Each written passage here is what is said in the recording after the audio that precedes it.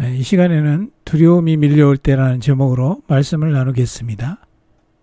심리학자에 따르면 인간이 태어나서 최초로 경험하는 감정이 바로 두려움이라고 합니다. 아이가 태어났을 때 높은 곳에서 떨어지는 두려움을 경험합니다.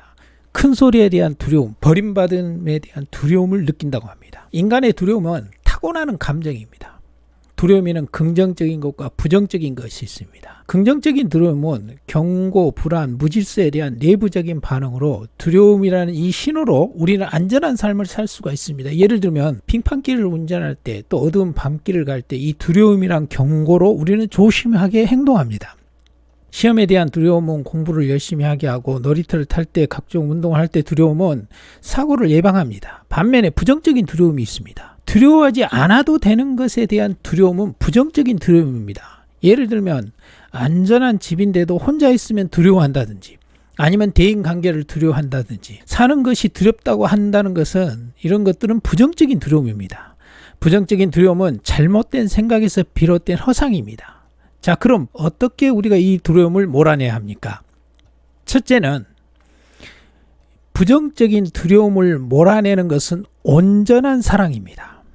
정신분석학자 매닝건은 인간은 자신에게 깊이 몰두할 때 두려움이 증가한다고 했습니다.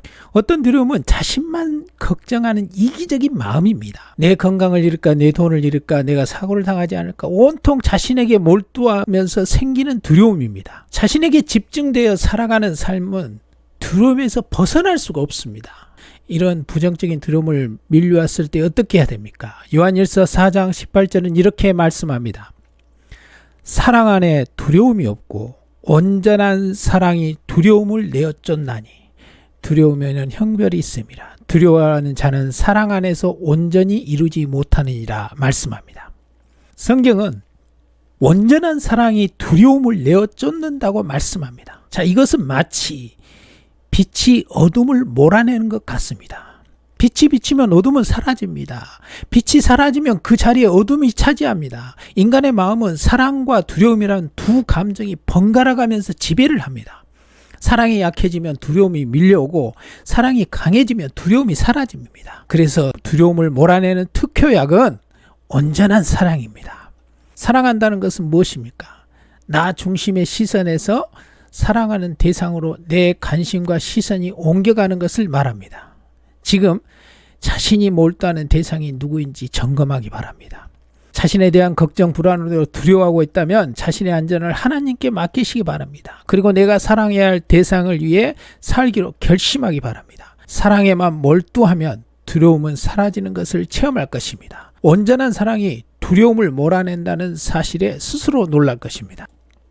두 번째, 온전한 사랑은 자기를 잊어버리는 것입니다.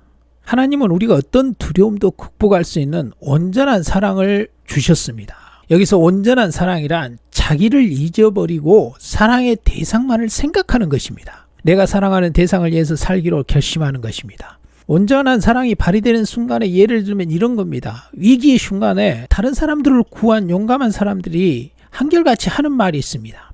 그 순간에 자신의 안전에 대한 생각을 잊어버렸다는 것입니다.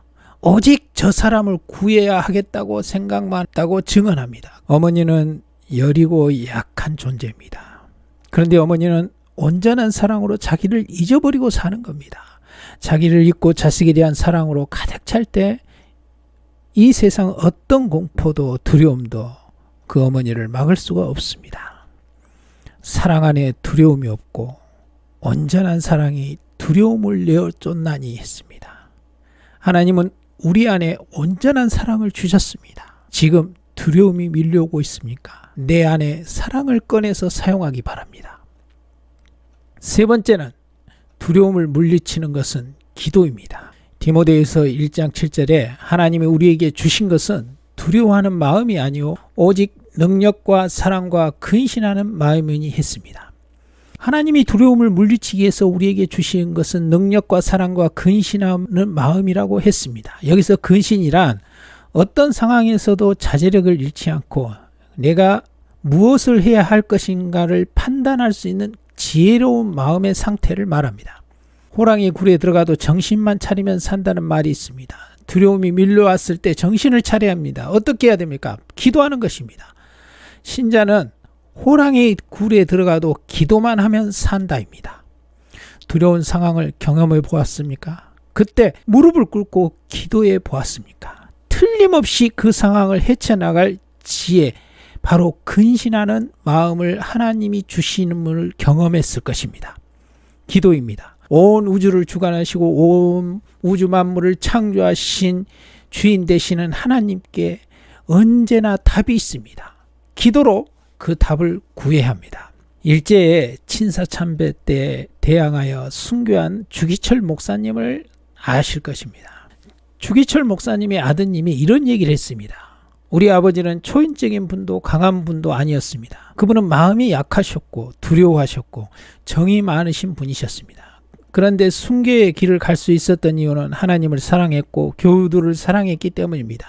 아버지는 늘 기도하는 분이셨습니다.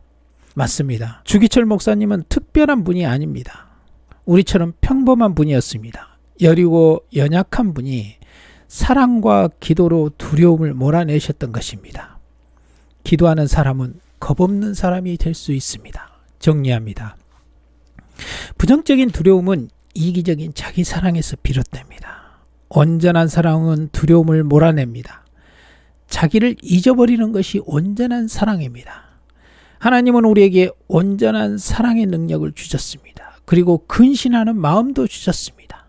두려움이 밀려오면 기도하고 내 안에 있는 온전한 사랑으로 몰아내기 바랍니다.